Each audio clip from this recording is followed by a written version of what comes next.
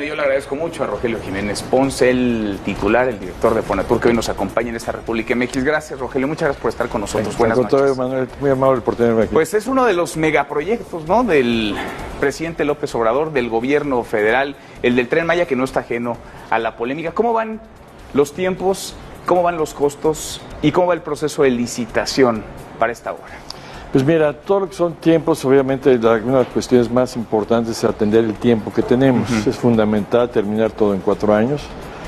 Vamos bien, yo podría decirte que con esta asistencia de esta agencia de la UNOPS, que es la agencia de la ONU encargada de proyectos y servicios, a nosotros da mucha tranquilidad porque los procesos de licitación y una serie de normas y eventos que se tienen que hacer, de garantizar que se hagan con la transparencia debida, con todo el rigor técnico y acuicioso, pues yo creo que lo estamos logrando con esta agencia. Su aportación es importantísima para el proyecto. Ahora, ¿la licitación o las licitaciones arrancan o ya arrancaron?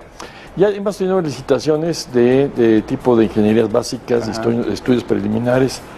Hay una secuencia que es muy importante que el público sepa, que para poder lanzar, hay dos trenes Maya, digamos, uno ya construido, que es la mitad, 700 y tantos kilómetros, y la otra mitad por construir. O sea, ya construido es el trazo que ya está, la vía que ya existe. La vía que existe, se va a quitar todo, se va a limpiar todo y se va a hacer una vía nueva para otra velocidad, etcétera, etcétera. Y la parte nueva, donde se dice si solamente tenemos derecho de vía, porque vamos a pasar por donde están las líneas eléctricas, o sea, no se van a tumbar árboles, o donde está al lado de la carretera, eso sí se necesitan hacer los estudios de impacto ambiental y la consulta indígena. ¿Todavía eso? No, eso hay que hacerlo. Primero hay que hacerlo de ingeniería básica, nos va a dar datos para que llegamos, con esos datos desarrollamos los estudios de impacto ambiental, las medidas de mitigación, las cuales son y que sean en la cantidad y la calidad de vida. Y después estos dos escenarios se le llevan a las comunidades para que estén debidamente informados y ellos sepan ya, no tanto es un sí o no, sino cómo vamos a hacer el desarrollo, cómo nos incorporamos, una serie de cuestiones. Pero entonces primero son estos estudios y después es la consulta, porque hay quienes han criticado y dicen, ya arrancaron, ya están licitando, ya no le preguntaron a nadie y van derecho y no se quitan. Es que lo lógico que le preguntemos a las comunidades, mira, va a pasar esto, va a haber aquí un puente, va a haber aquí una alcantarilla, o sea, tenemos que saber qué va a pasar. ¿Cómo lo vamos a remediar ambientalmente? Porque evidentemente va a haber impactos. ¿Cómo se remedian estos y qué medidas de remediación? Y eso es el escenario que le llevamos a las comunidades, a los pueblos indígenas, que decirles en su idioma, con buenos interlocutores para que estén plenamente informados y libremente hagan sus opiniones. ¿Ya están en ese diálogo? Estamos en un diálogo preliminar a esto. Inclusive hemos tenido ya muchas reuniones preliminares.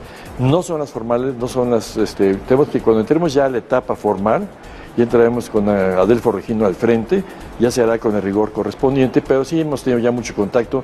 Yo personalmente he visitado muchas comunidades, nos hemos sentado con la gente, sabemos de sus dudas, sus temores, en fin, pero finalmente la gente quiere trabajo, quiere incorporarse, sabe que el tren les va a llevar desarrollo. Hay que recordar, y sobre todo para la preocupación de los ambientalistas, que un tren contamina 100 veces menos que una carretera.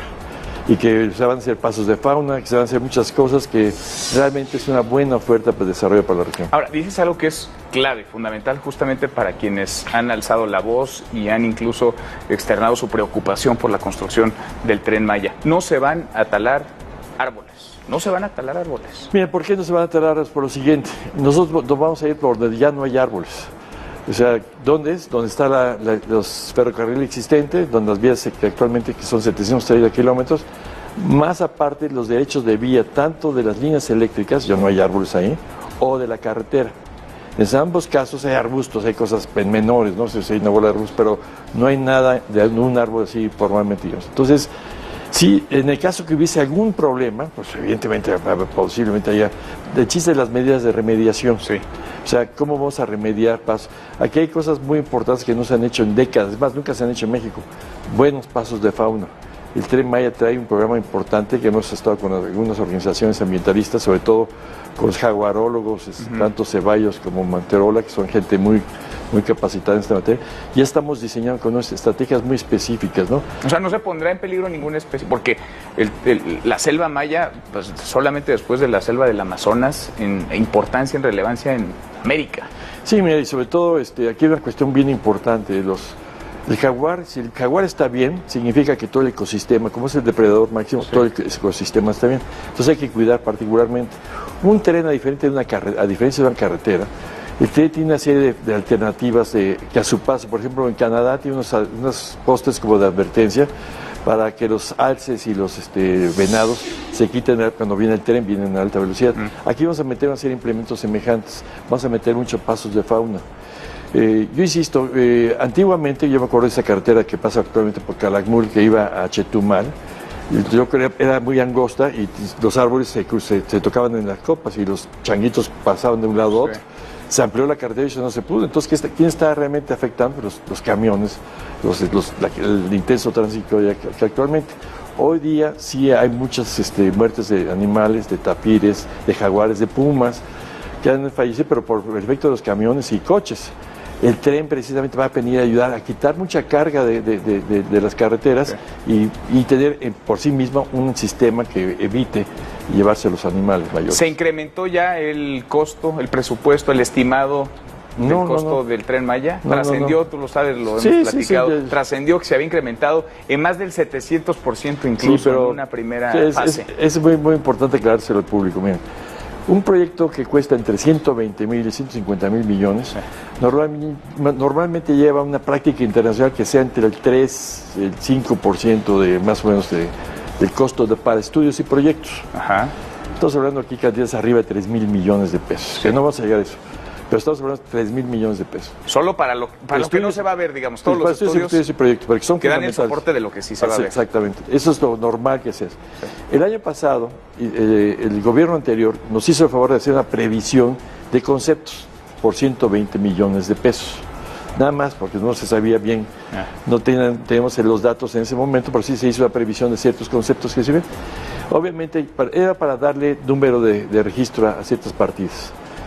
En el momento que ya empezamos a hacer los estudios de veras y empezamos a, ahora sí, jalar conforme vamos avanzando en la demanda de estudios, pasó de 120 que se tienen a 900 millones. O sea, estás abajo, digamos, del 3%, el 5%. Sí, todavía nos falta por gastar pero mucho. Pero está arriba de lo que había calculado el gobierno anterior. Pero es que no se calculó en relación al total.